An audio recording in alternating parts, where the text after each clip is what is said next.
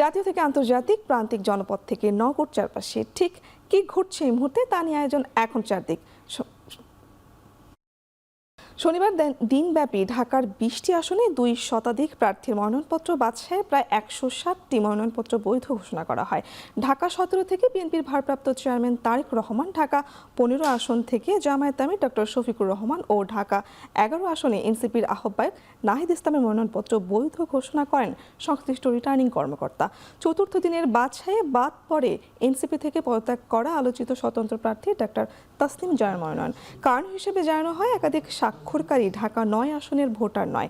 ঢাকা ৬ আসনে বিএনপির ইশরাক ও জামায়াতের ডক্টর আব্দুল মান্নান সহ ৫ জনের প্রার্থিতা বৈধ ঘোষণা করেন ঢাকা মহানগর রিটার্নিং কর্মকর্তা।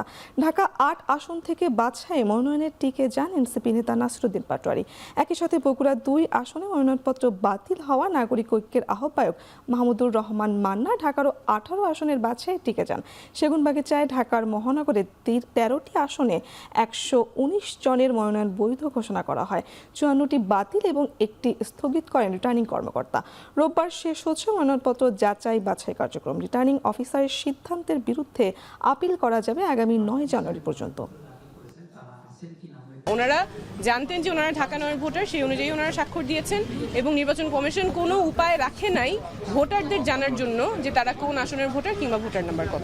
সকল প্রার্থীর প্রতি তারা সমান আচরণ করছেন, তো এটা তো একটা বিরাট পরিবর্তন বটেই।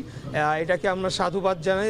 কালো টাকা, পেশি শক্তি এবং অন্য কোনো ধরনের সন্ত্রাসকে আমরা না করব।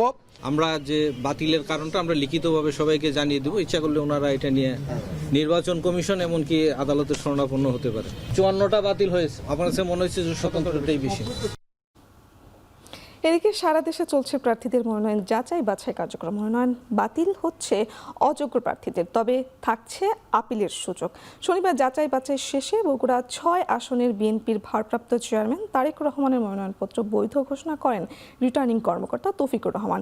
আর বগুড়া ৭ আসনে খালেদা জিয়ার বিকল্প প্রার্থী গাবতলী উপজেলা বিএনপির সভাপতি ও উপজেলা পরিষদের সাবেক চেয়ারম্যান মোর্শেদ লিটনের মনোনয়ন বৈধ ঘোষণা করা হয়। ঠাকুরগাঁও ১ আসনে মির্জা ফখরুল ইসলাম আলমগীরের মনোনয়ন বৈধ ঘোষণা করা হয়েছে। চট্টগ্রামে তথ্যের অসঙ্গতির কারণে চট্টগ্রাম ৫ আসনে মনোনয়ন বাতিল হয় জাতীয় পার্টির নেতা ব্যারিস্টার আনিসুল ইসলাম মাহমুদের। ময়মনসিংহ ৫ আসনের এবি পার্টির প্রার্থীর মনোনয়ন বাতিল করেন রিটার্নিং কর্মকর্তা। এদিকে বরিশাল ৩ আসনে জাতীয় পার্টির ২ জন সহ ৩ জন ও বরিশাল ২ আসনে জাসদ প্রার্থীর মনোনয়ন বাতিল হয়েছে। সিলেটের ৪টি আসনে বিএনপি নেতা ইলিয়াস আলীর ছেলে স্বতন্ত্র প্রার্থী আবরার ইলিয়াস সহ ৫ জনের মনোনয়ন বাতিল করেছে রিটার্নিং কর্মকর্তা। একই সাথে সিলেট ৩ আসনে বিএনপির প্রার্থী এম.এ. মালিকের মনোনয়ন স্থগিত করা হয়েছে।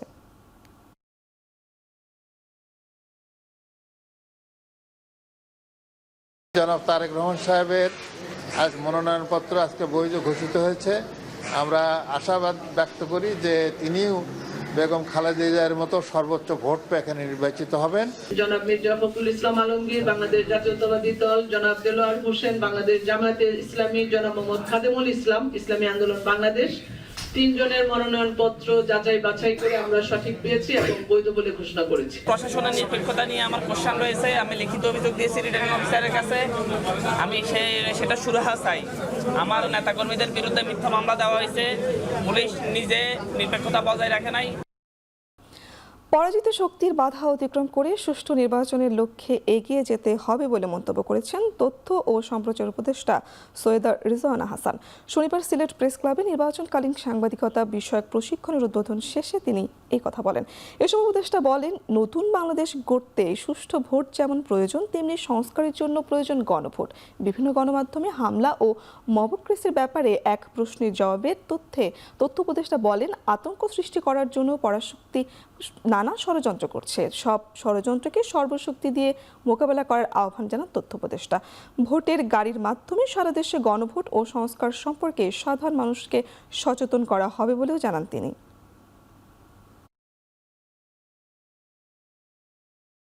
যেহেতু আমরা খুবই রাজনীতিমুখী একটা জাতি, সেখানে একটা উত্তেজনা থাকে, আতঙ্কের পরিবেশটা আমরা সরিয়ে দিতে পারি। এই আতঙ্কটা কেন তৈরি করা হচ্ছে? আতঙ্কটা কারা তৈরি করছে? গভীরে গিয়ে দেখবেন সেই পরাজিত শক্তিই করছে। তো তাদেরকে যদি আমরা একটা গণ অভ্যুত্থানের মাধ্যমে সরিয়ে দিতে পারি, বাকি চ্যালেঞ্জগুলো আশা করি আমরা মোকাবেলা করতে পারবো। কোনো দল ক্ষমতায় গিয়ে ইশতেহার বাস্তবায়ন না করলে নাগরিকরা যেন আদালতের শরণাপন্ন হতে পারে সেই সুযোগ রাখার দাবি জানিয়েছেন সুজনের প্রধান নির্বাহী বদিউল আলম মজুমদার। শনিবার জাতীয় প্রেস ক্লাবে সুজন আয়োজিত গণঅভ্যুত্থানের আকাঙ্ক্ষায় কেমন নির্বাচনী ইশতেহার চাই শীর্ষক আলোচনা সভায় অংশ নিয়ে তিনি আরও বলেন, ইশতেহার কেবল মৌখিকভাবে না, লিখিত আকারে রাজনৈতিক দলগুলোকে উপস্থাপন করতে হবে। এছাড়া 11টি সংস্কার কমিশনের প্রস্তাবিত সংস্কার ইশতেহারে কতটা গুরুত্ব সহকারে রাখা হবে এ বিষয়ে দলগুলোর অবস্থান সম্পর্কে জানতে চান বদিউল আলম মজুমদার। এর বাইরে দলগুলো গণপ্রতিনিধিত্ব অধ্যাদেশ মানছে কিনা এ বিষয়ে ইসিকে নজরদারির আহ্বান জানান তিনি।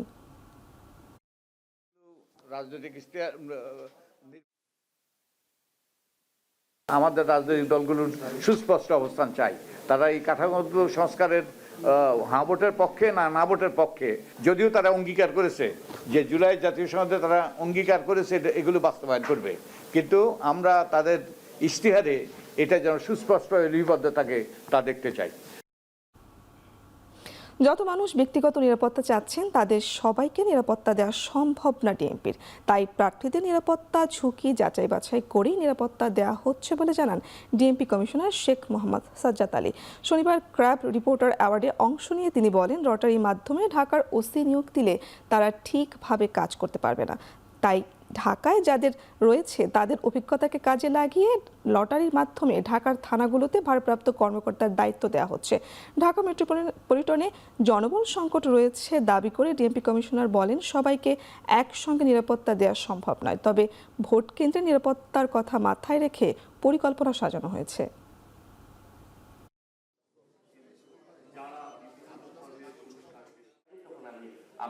আগামী 40 ডেজ যদি আমরা আইন শৃঙ্খলা এবং অন্যান্য বিষয়টি নিয়ন্ত্রণে রাখতে পারি, তাহলে নির্বাচনটা সুষ্ঠুভাবে করা সম্ভব হবে। আমাদের কাছে এখন টপ প্রায়োরিটি জাতীয় নির্বাচন। বেগম খালেদা জিয়ার মৃত্যুতে রাষ্ট্রীয় শোক শেষ হলেও চলছে 7 দিনের দলীয় শোক। এরই মধ্যে ঘন কুয়াশা আর তীব্র শীত উপেক্ষা করে শনিবার সকাল থেকেই খালেদা জিয়ার সমাধিতে শ্রদ্ধা জানাতে আসেন নেতাকর্মী ও সাধারণ মানুষ। বেলা বাড়ার সাথে সাথে বাড়তে থাকে ভিড়। সারা দেশে বিভিন্ন প্রান্ত থেকে শ্রদ্ধা ও দোয়ায় অংশ নিতে মানুষের উপস্থিতি চতুর্থ দিনেও একটুও ভাটা পড়েনি। এ সময় দলের সিনিয়র যুগ্ম মহাসচিব রুহুল কবির রিজভী বলেন, বেগম খালেদা জিয়ার আদর্শ আর অঙ্গীকারের পথেই এগিয়ে যাবে বাংলাদেশ। আরও বলেন, আওয়ামী লীগের অশুভ কারসাজির কারণেই দীর্ঘদিন অসুস্থ থাকতে হয়েছে বেগম খালেদা জিয়াকে।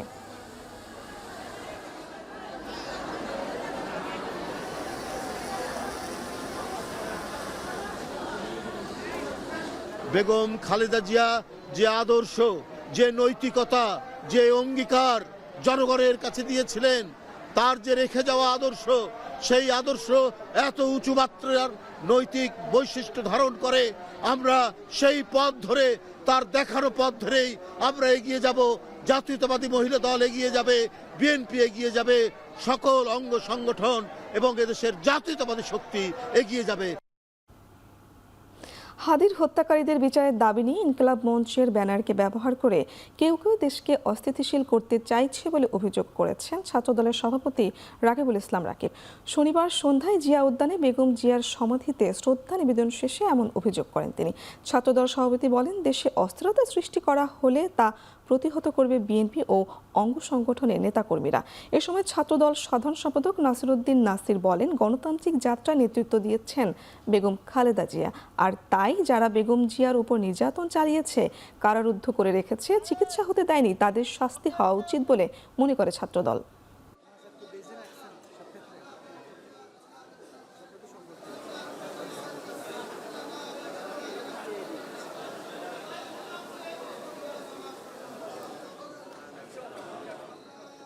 যারা ওনার যে প্রাথমিক চিকিৎসা নিশ্চিত করতে ওনাকে বঞ্চিত করেছে, আগামীর প্রজন্ম অবশ্যই নিশ্চিতভাবে দাবি রাখছে যে তাদের বিচার অবশ্যই বাংলার মাটিতে হওয়া উচিত বলে আমরা মনে করি। আমরা ওসমান হাদির হত্যাকারীদের দৃষ্টান্তমূলক শাস্তি এবং অনতিবিলম্বে গ্রেপ্তার দাবি করছি। এটা বারবার বলে আসছে বাংলাদেশ জাতীয় ছাত্রদল, কিন্তু সেখানে আমরা সন্দেহ প্রকাশ করছি সেই ব্যানারকে ব্যবহার করে কেউ না কেউ ষড়যন্ত্রে লিপ্ত রয়েছে। আমরা হুঁশিয়ারি উচ্চারণ করতে চাই, আমরা একটা স্থিতিশীল বাংলাদেশ চাই। সংখ্যালঘু সংখ্যাগুরু বিভাজন নয়, বরং সকল ধর্মের মানুষের জন্য সমান অধিকার নিশ্চিত করবে বিএনপি। শনিবার রাতে গুলশান কার্যালয়ে হিন্দু, বৌদ্ধ, খ্রিস্টান ঐক্য পরিষদের নেতাদের সাথে মতবিনিময়কালে বিএনপির ভারপ্রাপ্ত চেয়ারম্যান তারেক রহমানের সাথে এমন মন্তব্য করেছেন বলে জানান বিএনপির মিডিয়া সেলের আহ্বায়ক ডক্টর মওদুদ আলমগীর পাভেল। পরিষদের নেতারা খালেদা জিয়ার শাসনামলে ধর্মীয় সংখ্যালঘুদের প্রতি তার ভূমিকার কথা স্মরণ করেন এবং ভারপ্রাপ্ত চেয়ারম্যানের কাছে ভবিষ্যতে সকল নাগরিকের সমান অধিকার ও নিরাপত্তা নিশ্চিতের প্রত্যাশা ব্যক্ত করেন। তারেক রহমান তাদের আশ্বস্ত করেন আগামী দিনের জন্য সবার সমান অধিকার নিশ্চিত করা হবে।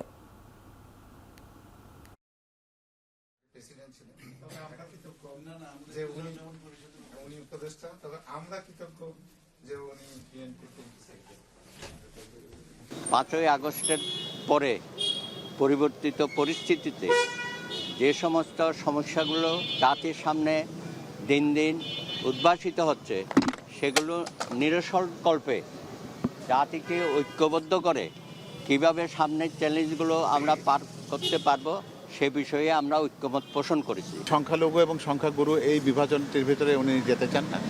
উনি বাংলাদেশের সকল নাগরিক সমান অধিকার ভোগ করে, এটাই তিনি বিশ্বাস করতে চান এবং সবারই একটা এবং এক অভিন্ন পরিচয়। আমরা সবাই বাংলাদেশি, সবার আগে বাংলাদেশ, এই কথার উপরে তিনি প্রতিষ্ঠিত থাকতে চান। বিএনপির চেয়ারপারসন ও সাবেক প্রধানমন্ত্রী প্রয়াত বেগম খালেদা জিয়ার জন্য খোলা শোক বইয়ে স্বাক্ষর করেছেন বেসরকারি টেলিভিশন চ্যানেল মালিকদের সংগঠন অ্যাটকো সভাপতি অঞ্জন চৌধুরী ও মহাসচিব আব্দুস সালাম। শনিবার সন্ধ্যায় বিএনপি চেয়ারপারসনের গুলশান কার্যালয়ে গিয়ে শোক বইয়ে স্বাক্ষর করেন তারা। বেগম খালেদা জিয়ার প্রয়াণে তার পরিবারের প্রতি সমবেদনা জানায় অ্যাটকো। তাছাড়া পরিবার দ্রুত শোক কাটিয়ে উঠে একটি সুন্দর বাংলাদেশ উপহার দেবেন, এমনটাই প্রত্যাশা সংগঠনের নেতৃবৃন্দের। এ সময় বিএনপি চেয়ারপারসনের কার্যালয়ে উপস্থিত ছিলেন দলের মহাসচিব মির্জা ফখরুল ইসলাম আলমগীরের সাথেও আনুষ্ঠানিকভাবে বৈঠক হয়েছে বলে জানিয়েছে অ্যাটকো সভাপতি। বলেন, আগামী জাতীয় নির্বাচন নিয়ে কোনো কথা হয়নি।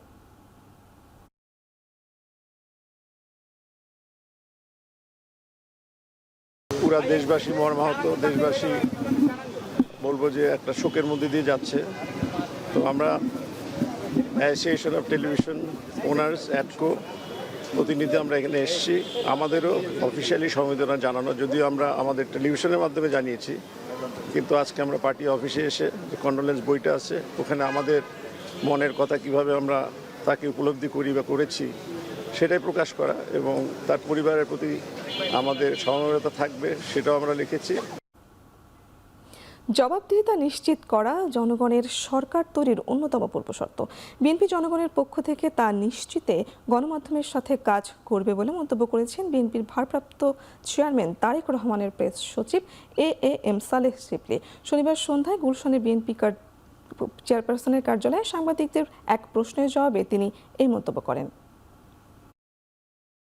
একটা জবাবদিহিমূলক সরকার প্রতিষ্ঠা করার জন্য, একটা গণতান্ত্রিক সরকার প্রতিষ্ঠা করার জন্য পূর্ব শর্ত হচ্ছে একটা দায়িত্বশীল গণতান্ত্রিক স্বাধীন সংবাদ মাধ্যম, গণমাধ্যম।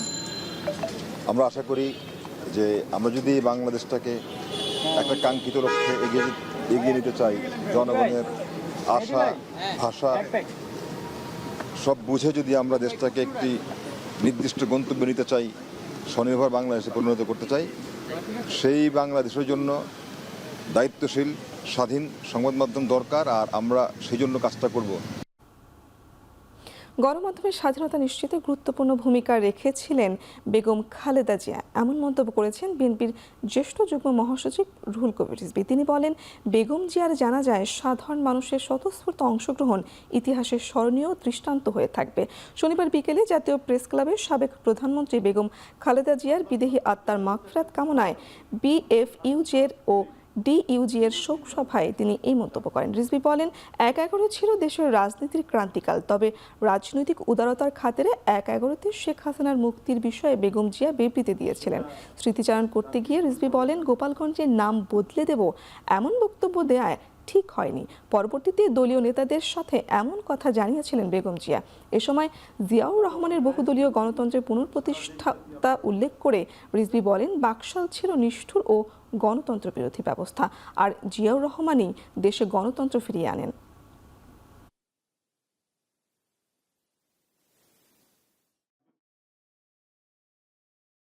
জিয়াউর রহমানের কারণে আবারও এদেশের সংবাদপত্র শিল্প, সাংবাদিকতা, লেখনী এবং কথা বলার মুক্ত প্রবাহ তৈরি হয়।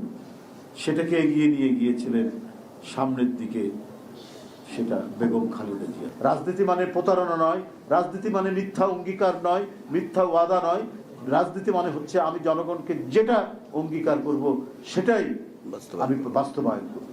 এটাই হলো রাজনীতির মূল দিক। এবং এই বৈশিষ্ট্যটার একমাত্র আমি বলবো যে যিনি প্রতিনিধিত্বকারী ব্যক্তি তিনি হলেন দেশনেত্রী বেগম খালেদা জিয়া। আমি তার আত্মার মাগফিরাত কামনা করছি। হবিগঞ্জে বৈষম্যবিরোধী ছাত্র আন্দোলনের জেলা সদস্য সচিব মাহাদি হাসানকে গ্রেপ্তার করেছে পুলিশ। শনিবার সন্ধ্যায় শহরের শাস্তানগর এলাকা থেকে ডিবি পুলিশ তাকে আটক করে। পরে তাকে হবিগঞ্জ সদর মডেল থানায় নিয়ে মাহাদি হাসানকে গ্রেপ্তার দেখানো হয়। তবে কোন মামলায় মাহাদিকে গ্রেপ্তার করা হয়েছে সে বিষয়ে কিছু জানা যায়নি। এদিকে মাহাদির গ্রেপ্তারের প্রতিবাদে থানার সামনে বিক্ষোভ করেন বৈষম্যবিরোধী ছাত্র আন্দোলনের নেতাকর্মীরা। এর আগে শুক্রবার শাস্তাগঞ্জ থানার ওসির সঙ্গে মাহাদির বাক বিতণ্ডায় জড়িয়ে পড়ে। এই ঘটনায় ভিডিও ফুটেজ সামাজিক যোগাযোগ মাধ্যমে ছড়িয়ে পড়লে ব্যাপক সমালোচনার জন্ম দেয়।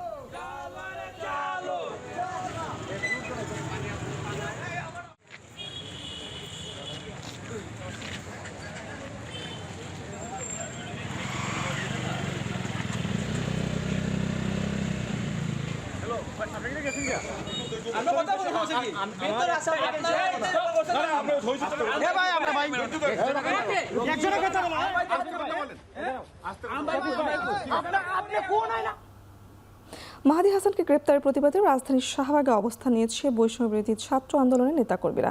সরাসরি চলে যাচ্ছে সেখানে। এই পর্যায়ে আমরা আমাদের কর্মসূচিতে স্পষ্টভাবে বলতে চাই, আমরা অলরেডি স্বরাষ্ট্র উপদেষ্টার সাথে যোগাযোগ করেছিলাম। তিনি আমাদের আশ্বাস দিয়েছেন মাহাদিকে অবিলম্বে ছেড়ে দেওয়া হবে এবং তিনি আমাদেরকে অনুরোধ জানিয়েছেন গণভোগান্তি এড়াতে আমরা যাতে আজকের আমাদের এই যে ব্লকেট কর্মসূচি সেটি যাতে প্রত্যাহার করে নেই। আমরা তার কথায় প্রাথমিকভাবে, আমি আবারও কোট অ্যান্ড কোট করে বলছি, প্রাথমিকভাবে বিশ্বাস করে আমরা আমাদের যে ব্লকেট কর্মসূচি সেটি প্রত্যাহার করছি। কিন্তু আজকে রাতের মাঝেই যদি মাহাদিকে সসম্মানে মুক্তি না দেয়া হয়, আগামী কালকে সারা বাংলাদেশে বৈষম্য বিরোধী ছাত্র আন্দোলনের পক্ষ থেকে বিপ্লবের দাবানল ছড়িয়ে দিয়ে গোটা বাংলাদেশকে অচল করে দেয়া হবে। ইনকিলাব জিন্দাবাদ, জুলাই গণঅভ্যুত্থান জিন্দাবাদ, জুলাইয়ের শহীদ, ৭১-এর শহীদেরা লাউ লাউ লাউ সালাম, আবরার ফাজ জিন্দাবাদ, শরীফ ওসমান হাদি জিন্দাবাদ।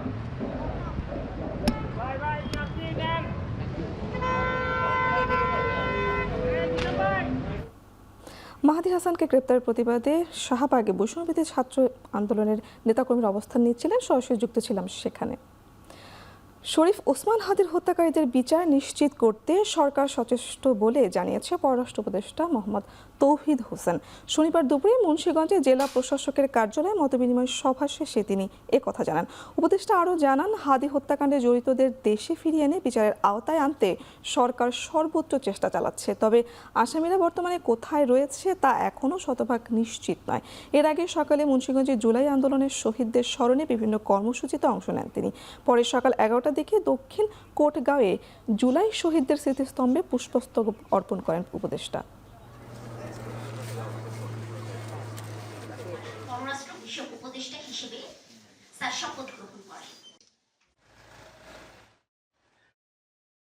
বিচার হচ্ছে এমন একটা জিনিস যেটা নিয়ে তাড়াহুড়া করার কোনো সুযোগ নেই। তবে অবশ্যই আমরা চেষ্টা করবো ফেরত নিয়ে আসতে। এখনও কিন্তু আমরা 100% নিশ্চিন্তভাবে বলতে পারছি না। অন্তত হোম থেকে আমাকে এটা বলে না যে অমুকখানে আছে সে গিয়ে। আমরা ইন্ডিকেশন পেয়েছি ইন্টারোগেশন থেকে যে তারা সম্ভবত পার হয়ে গেছে। তো খুব সুনির্দিষ্ট জায়গা যদি আমরা আইডেন্টিফাই করতে পারি তাহলে বলতে পারতাম ভারতকে যে অমুকখানে আছে তাকে ধরে দিয়ে দাও। পর্দা উঠল 30তম ঢাকা আন্তর্জাতিক বাণিজ্য মেলার। শনিবার বেলা 11:30টায় চায়না বাংলাদেশ ফ্রেন্ডশিপ এক্সিবিশন সেন্টারে মেলার উদ্বোধন করেন বাণিজ্য উপদেষ্টা শেখ বশিরউদ্দিন। প্রধান অতিথির বক্তব্যে পেপার ও প্যাকেজিং পণ্যকে 2026 সালের বর্ষপণ্য ঘোষণা করেন বাণিজ্য উপদেষ্টা। বলেন, এসব পণ্যের উৎপাদন ও রপ্তানি বাড়াতে কাজ করবে সরকার। তবে বিশ্বের 76টি দেশের মধ্যে মাত্র 21টিতে বাংলাদেশের বাণিজ্যিক মিশন কাজ করছে জানিয়ে এই সংখ্যা বাড়ানোর দাবি জানান ব্যবসায়ী নেতারা। এছাড়া হয়রানিমুক্ত আমদানি রপ্তানির সুযোগ দিতে সরকারের কাছে দাবি জানান তারা। এবারের মেলায় অংশ নিয়েছে ভারত, পাকিস্তান সহ 11টি দেশের ব্যবসায়ীরা। দেশি বিদেশি স্টল মিলিয়ে রয়েছে 227টি।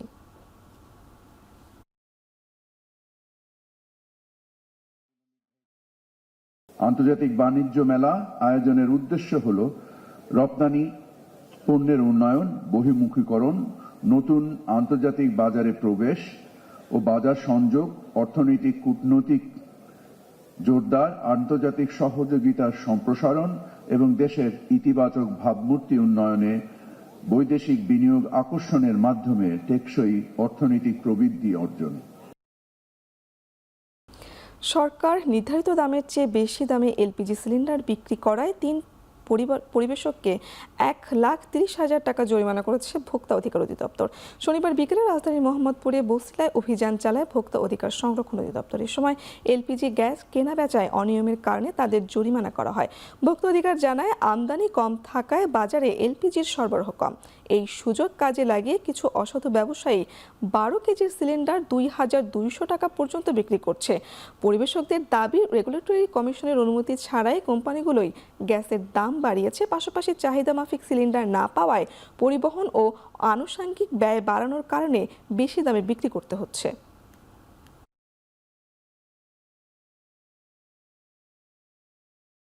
সরকারি রেট আসার আগে ডিউ রেটটা আমাদের দিয়ে দেয়। আবার আমাদের কস্টিং বেড়ে গেছে, 6 থেকে 7,000 টাকা প্রতি গাড়িতে আমাদের কস্টিং দেওয়া লাগে। একটা গাড়ি গেলে 7 দিন, মানে সর্বনিম্ন 7 দিন পর পর একটা গাড়ি পাচ্ছে এখন গ্যাস ক্রাইসিসের কারণে। ডিসেম্বর মাসে আমদানিটা কম হয়েছে, এই জন্য বাজারে সরবরাহটা কমে গিয়েছে। ডিলার পর্যায়ে তারা নিয়মিত রেগুলারলি মালটা পাচ্ছে না। এই ক্রাইসিস হওয়ার কারণে তারা দাম বৃদ্ধি করেছেন, কিন্তু এই যুক্তিটা আমাদের কাছে গ্রহণযোগ্য না। কারণ সরবরাহ কম হলো গ্যাসের ক্ষেত্রে দামটা বৃদ্ধি পেতে পারে না, যেহেতু গ্যাসের দামটা সরকার নির্ধারণ করে দিয়েছে। অভিযান করেছি 3টা ডিলার পর্যায়ে, 3টা প্রতিষ্ঠানকে আমরা 1,30,000 টাকা জরিমানা করেছি। বুয়েট স্বীকৃত মডেলের অটোরিকশার পাইলট প্রকল্পের উদ্বোধন করেছেন 2 সিটি কর্পোরেশন। শনিবার রাজধানীর আফতাবনগর ও জিগাতলায় 3 চাকার স্বল্প গতির ব্যাটারি চালিত অটোরিকশার পরীক্ষামূলক কর্মসূচির উদ্বোধন করা হয়, যেখানে প্রদর্শিত হয় আকিজ হাইটেক পাওয়ার ও মনির অটোরিকশা ইঞ্জিনিয়ারিং কোম্পানির 3টি মডেল। কর্তৃপক্ষ বলছে, পাইলটিং প্রকল্প হিসেবে বিভিন্ন জনে চলাচলের অনুমতি দেওয়া হবে এই রিকশার। 1 বছরের সময় বেঁধে দিয়ে ধীরে ধীরে তুলে দেওয়া হবে টেসলা খ্যাত অবৈধ অটোরিকশা। পরিবেশ বান্ধব নগরী গড়ে তুলতে আরও চালককে প্রশিক্ষণ দেওয়া হবে বলেও জানানো হয়।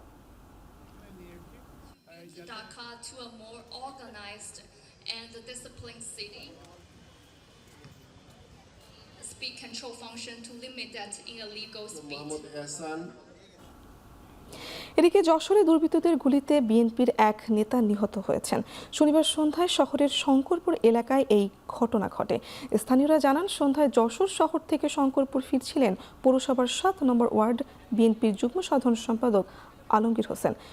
স্থানীয় নয়ন কাউন্সিলরের অফিসের সামনে পৌঁছালে দুর্বৃত্তরা তাকে লক্ষ্য করে গুলি ছোড়ে। গুলিটি আলমগীরের মাথার বাম পাশে লাগে। গুরুতর আহত অবস্থায় স্থানীয়রা তাকে উদ্ধার করে হাসপাতালে নিলে চিকিৎসক মৃত ঘোষণা করে। খবর পেয়ে পুলিশ ঘটনাস্থল পরিদর্শন করে এবং অতিরিক্ত পুলিশ মোতায়েন করা হয়। হত্যাকাণ্ডের কারণ ও জড়িতদের পরিচয় শনাক্তের কাজ চলছে বলে জানিয়েছে পুলিশ।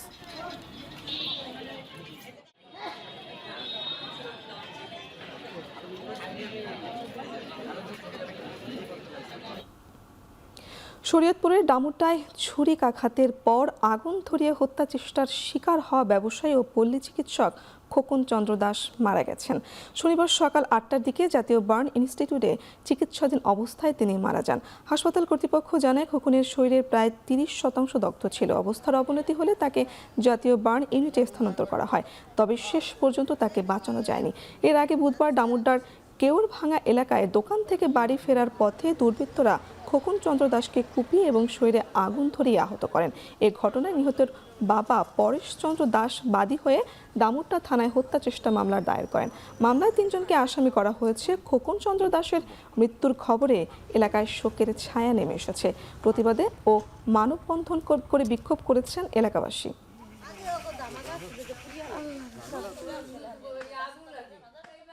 নাটোরের গুরুদাসপুরে পাওয়ার টিলারের সঙ্গে অটোরিকশার সংঘর্ষে 2 জন নিহত ও 5 জন আহত হয়েছেন। আহত 3 জনকে নাটোর সদর হাসপাতালে ভর্তি করা হয়েছে। প্রত্যক্ষদর্শীরা জানায়, শনিবার সকাল 9টার দিকে নাজিরপুর নাটোর আঞ্চলিক সড়কের জলারকান্দি এলাকায় পাওয়ার টিলারের সাথে যাত্রীবাহী অটোরিকশার মুখোমুখি সংঘর্ষ হয়। এতে ঘটনাস্থলে হায়দার ও আফসার আলী নামে 2 শ্রমিকের মৃত্যু হয়। আহত হয় আরও 3 জন। পরে স্থানীয়রা আহতদের উদ্ধার করে নাটোর সদর হাসপাতালে ভর্তি করে। নিহত 2 জন গুরুদাসপুর উপজেলার মোল্লাপাড়ার এলাকার বাসিন্দা।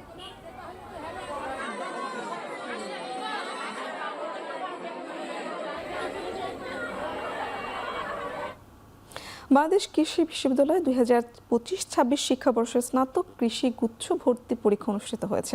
শনিবার দুপুর 2টা থেকে 3টা পর্যন্ত বিশ্ববিদ্যালয়ের 6টি অনুষদের বিভিন্ন ভবন এবং ক্যাম্পাস প্রাঙ্গণে অবস্থিত স্কুল ও কলেজে এই পরীক্ষা অনুষ্ঠিত হয়। ভর্তি পরীক্ষা পরিদর্শন করেন vice chancellor professor doctor A.K. Fazlul Haque Bhuiyan. এবার ভর্তি পরীক্ষায় বাংলাদেশ কৃষি বিশ্ববিদ্যালয় কেন্দ্রের 241টি কক্ষে 12,427 জনের বিপরীতে 11,161 জন পরীক্ষার্থী অংশ নেয়। ভাইস চ্যান্সেলর জানান, গুচ্ছভুক্ত 9টি কৃষি বিশ্ববিদ্যালয়ে মোট 3,701টি আসনের বিপরীতে 88,022 জন পরীক্ষার্থী পরীক্ষায় অংশ নেয়। প্রতি 24 জনের মধ্যে 1 জন ভর্তির সুযোগ পাবে। কৃষিগুচ্ছ ভর্তি পরীক্ষায় 9টি বিশ্ববিদ্যালয়ের মোট 20টি কেন্দ্রে সারা দেশে একযোগে লিখিত পরীক্ষা অনুষ্ঠিত হয়েছে।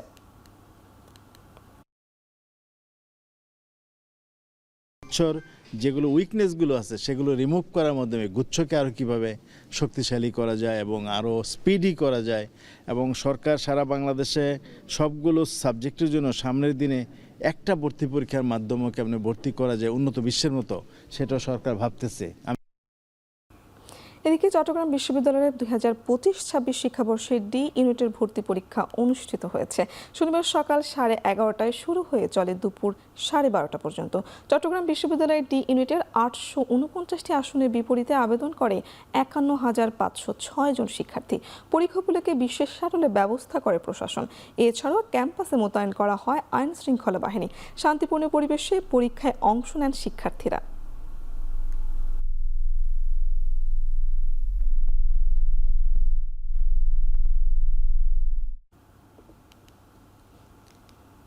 ঢাকা প্রকৌশল ও প্রযুক্তি বিশ্ববিদ্যালয়ের প্রথমবারের মতো ইলেকট্রিক্যাল অ্যান্ড ইলেকট্রনিক ইঞ্জিনিয়ারিং বিভাগের অ্যালামনাই রিইউনিয়ন অনুষ্ঠিত হয়েছে। সকালে দিনব্যাপী এই আয়োজনের উদ্বোধন করেন ডুয়েটের উপাচার্য মোহাম্মদ জয়নাল আবেদিন।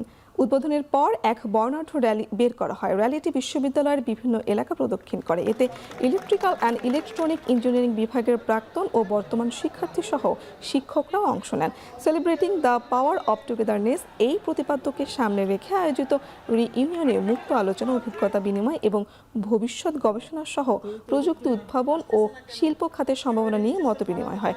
অনুষ্ঠানে বিভিন্ন পর্বে ছিল ডকুমেন্টারি প্রদর্শন, স্মৃতিচারণা, ব্যাচ ভিত্তিক আড্ডা, group photo session, raffle draw ও পুরস্কার বিতরণী অনুষ্ঠান। উৎসবমুখর পরিবেশে শেষ হয় এই আয়োজন।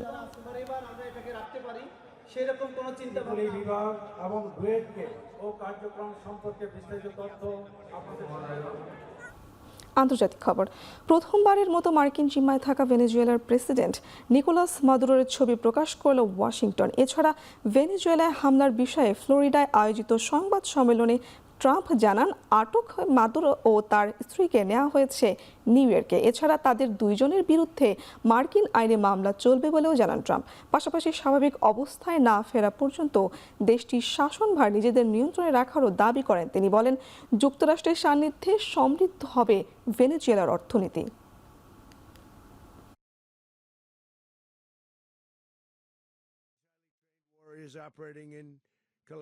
We're going to run the country until such time as we can do a safe, proper, and judicious transition. So the oil business in Venezuela has been a bust, a total bust for a long period of time.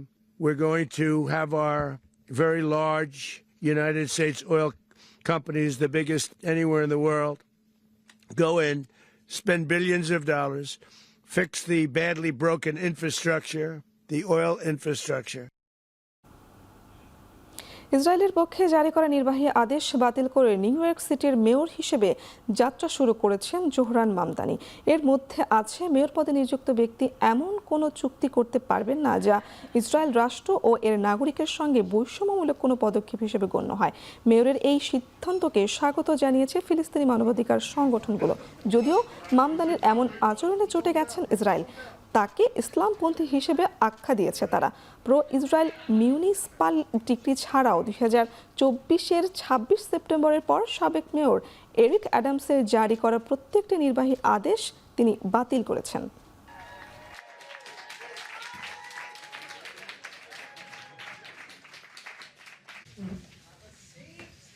খেলার খবর। ভারতীয় cricket বোর্ডের নির্দেশনায় Kolkata night রাইডার্সের squad থেকে বাদ পড়েছেন মুস্তাফিজুর রহমান।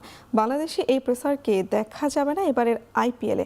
নিলাম থেকে 9 কোটি 20 লাখ রুপিতে মুস্তাফিজুরকে দলে টেনেছিল কলকাতা নাইট রাইডার্স। তবে দুই দেশের রাজনৈতিক অস্থিরতা প্রভাব ফেলতে শুরু করে ক্রিকেটের মাঠেও। মুস্তাফিজকে খেলানোর ইস্যুতে নানা রকম হুমকি দিয়ে আসছিল উগ্রবাদী বিভিন্ন সংস্থা থেকে। এরপরেই তাতে যুক্ত হয় বিসিসিআই। ভারতীয় গণমাধ্যমের বিসিসিআই সেক্রেটারি দেবাজিৎ সাইকিয়া জানান, বাংলাদেশি পেসারকে বাদ দিতে নাইট রাইডার্সকে জানানো হয়েছে। এর ঘণ্টাখানেক পরে আনুষ্ঠানিক বিবৃতিতে মুস্তাফিজুর রহমানকে স্কোয়াড থেকে বাদ দেয় কলকাতা নাইট রাইডার্স।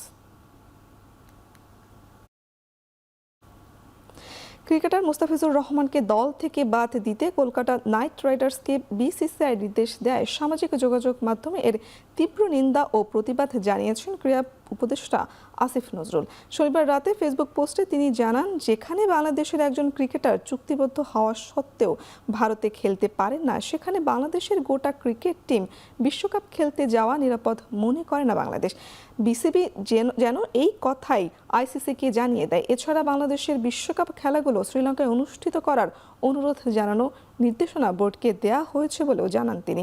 বাংলাদেশ আইপিএলের সম্প্রচারও যেন বন্ধ করে দেয়া হয় এমন অনুরোধ তথ্য এবং সম্প্রচার উপদেষ্টাকে জানানো হয়েছে বলে উল্লেখ করেন ক্রীড়া উপদেষ্টা।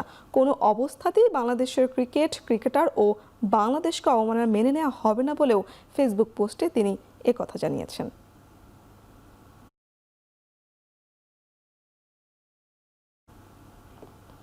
এদিকে কট্টরপন্থী হিন্দুত্ববাদী সংগঠনের দাবির মুখে আইপিএল থেকে মুস্তাফিজুর রহমানের নাম প্রত্যাহারের পর বৈঠক করেছে বিসিবি। রাত 9:30 থেকে অনলাইনে শুরু হওয়া এই বৈঠক চলে প্রায় 2 ঘন্টা। সবাই ভারতের আসন্ন টি-20 বিশ্বকাপে বাংলাদেশের ক্রিকেটারদের নিরাপত্তা সংক্রান্ত ইস্যুতে আলোচনা হয়। জরুরি এই সভায় ভারতের বাংলাদেশের ক্রিকেটারদের নিরাপত্তার বিষয়ে নিশ্চিত হতে আইসিসির কাছে চিঠি পাঠানোর বিষয়েও সিদ্ধান্ত নেওয়া হয়।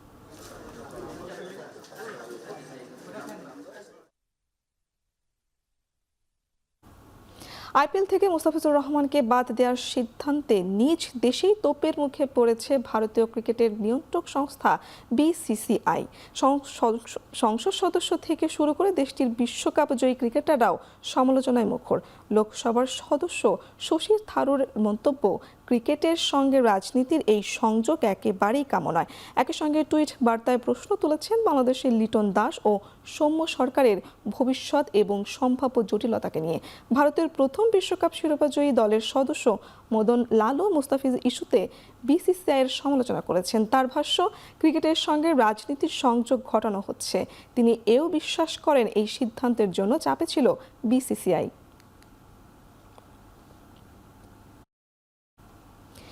এদিকে মুস্তাফিজকে আইপিএল থেকে বাদ দেওয়ার বিষয়ে মুখ খুলেছেন বাংলাদেশ ফুটবল দলের সাবেক অধিনায়ক আমিনুল হক।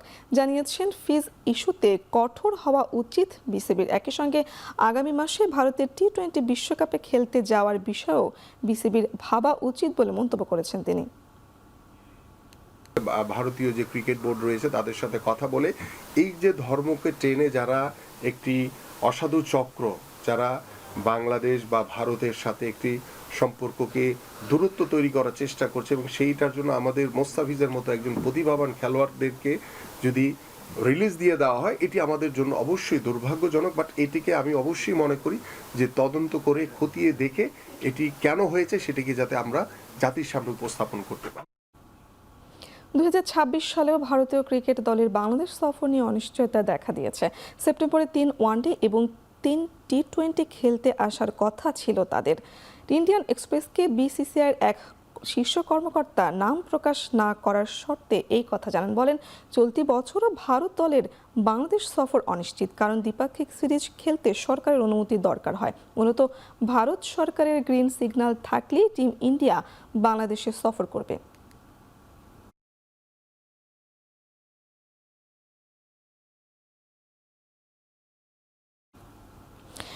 জানুয়ারি থেকে জিম্বাবুয়ে এবং নামিবিয়া শুরু হতে যাওয়া অনূর্ধ্ব-19 বিশ্বকাপে নিজেদের সেরা খেলার প্রত্যয় দলের।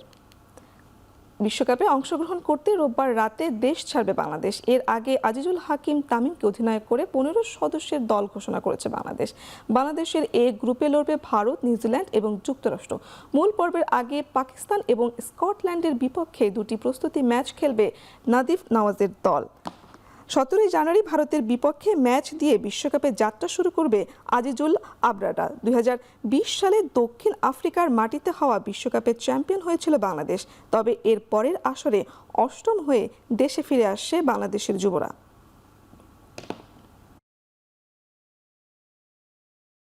ওখানের কন্ডিশনটা কেমন হইতে পারে, ইভেন কি ওদের এখানে ওয়েদারটাও কেমন, ওইটা নিয়ে আমরা মানে আগে থেকে জানে আছে। সো আমার কাছে মনে হয় যে যেহেতু আমরা খেলছি ওই হিসেবে একটা এক্সপিরিয়েন্স, আর টিম অনুযায়ী যেমন টিম আছে আমি ওই দিক থেকে কনফিডেন্স। সো ইনশাল্লাহ আশা করা যায় ভালো কিছু করবো। We get contributions from all players. It could be a good catch on the field, it could be a run out on the field, so anything, but we need it badly for everyone to contribute. শেষ করছি এখন চারদিক। এখন television website থেকে visit করুন www.ekhon.tv। এছাড়া ফেসবুকে দেখতে ভিজিট করুন facebook.com/tv.ekhon এবং ইউটিউবে দেখতে ভিজিট করুন youtube.com/c/ekhon tv।